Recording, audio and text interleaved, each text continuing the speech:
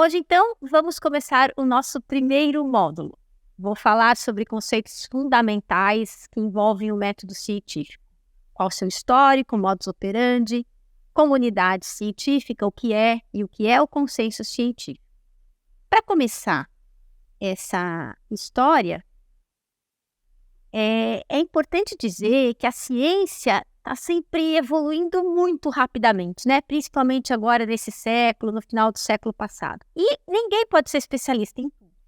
Então, temos que acreditar nas pessoas que são especialistas nas áreas distintas. Mas para isso, a gente precisa discutir como a ciência é feita já lá na escola, né? Porque se as pessoas entendem como a ciência é feita, ela não parece uma coisa mágica, que está ao alcance de todos. Então, é muito importante saber distinguir o joio do trigo para não ser enganado ou iludido. Então, vou explicar para vocês como é que a gente faz ciência, né? E como é que a metodologia científica, que é um conjunto de regras básicas e de procedimentos que conduzem ao conhecimento científico, foi desenvolvida. Bom, esse método começou lá com Galileu Galilei, né? Que viveu de 1564 a 1642. Ele é considerado o pai da ciência moderna. Antes do Galileu, a ciência se baseava numa metodologia aristotélica, antes de Cristo, né? Então não havia preocupação em provar nada, né? Ela era dividida entre ciência produtiva, necessária para a produção de alguma coisa, ciência prática, que era utilizada para alguma ação, e ciência teorética, que era o saber pelo saber, né? Matemática, física, metafísica, psicologia. Mas depois de Galileu, as coisas começaram a ser testadas. Esse processo foi sistematizado por René Descartes, que deu origem ao método cartesiano. O método cartesiano é mais ou menos algo como acreditar num São Tomé das ciências. A gente tem que duvidar de cada ideia da qual se possa duvidar. Só existe, de fato, aquilo que a gente consegue provar. Esse método foi então testado por Newton, o famoso Newton da maçã, e utilizado por todos os cientistas e, claro, aprimorado desde então. Então, essa revolução científica que se deu lá nos séculos XVI a XVIII passou a propor que os conhecimentos devessem ser considerados corretos só depois de corroborados pela experiência, ou no caso de astros, né, pela observação. As teorias, então, precisavam estar firmemente baseadas em evidências, é o que a gente chama de ciência baseada em evidência, e os procedimentos para colher essas evidências têm que ser acessíveis a todos. Então, qualquer descoberta precisa ser reprodutível. E aí que entra o papel das comunidades científicas.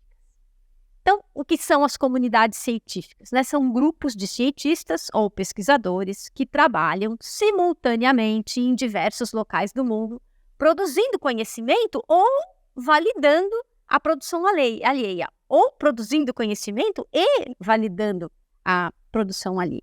Então, tudo que a comunidade produz é tornado público através do que a gente chama de revistas arbitradas. Uma vez que um artigo é publicado, toda a comunidade pode ler esse trabalho e checar a validade das conclusões que foram apresentadas em um determinado estudo e verificar se esses resultados são reprodutíveis. Então, não adianta eu propor alguma coisa no meu laboratório que só eu consigo fazer. Isso nunca vai ser validado. Tudo aquilo que eu proponho, outras pessoas em outros laboratórios que fazem o mesmo tipo de estudo têm que ser capazes de reproduzir. Senão, cria-se uma desconfiança e essa proposta acaba não sendo validada. Quando a maioria esmagadora dos cientistas consegue produzir novos resultados a partir de um trabalho específico, a gente diz que a comunidade entrou em consenso. Isso é o consenso científico. Mas percebam que consenso não é unanimidade. Por isso que eu disse que é quando a maioria é esmagadora. Sempre existem vozes dissonantes. Mas o consenso científico costuma ser algo muito robusto, muito testado, muito validado. E esse consenso científico ele é mais lento ou mais rápido, dependendo do assunto. Mas é certamente mais rápido do que num passado não tão distante. Por exemplo, o meu primeiro trabalho, o meu primeiro artigo publicado numa revista internacional, indexada, foi de 1987. Eu mandei por carta, recebi a resposta do referee ou do árbitro pelo correio, eu precisei de um desenhista, isso tudo levava muito tempo.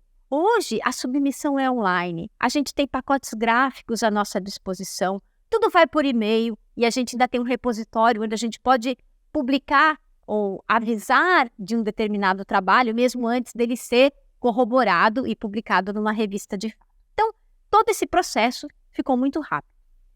O que é consenso científico? Aquecimento global é consenso científico. A tal fosfetanolamina, que foi desenvolvida lá em São Carlos, e alegavam que era a cura para qualquer tipo de câncer, na verdade, não é bem assim. Eu vou falar mais para frente disso no nosso curso. É consenso científico de que a fosfetanolamina não funciona para curar câncer. O cigarro faz mal à saúde. É consenso científico. Muito bem. Era isso que eu queria falar. E agora, na nossa próxima aula, eu vou continuar falando sobre o que é ciência normal, o que é ciência revolucionária e como é que esse desenvolvimento científico se dá.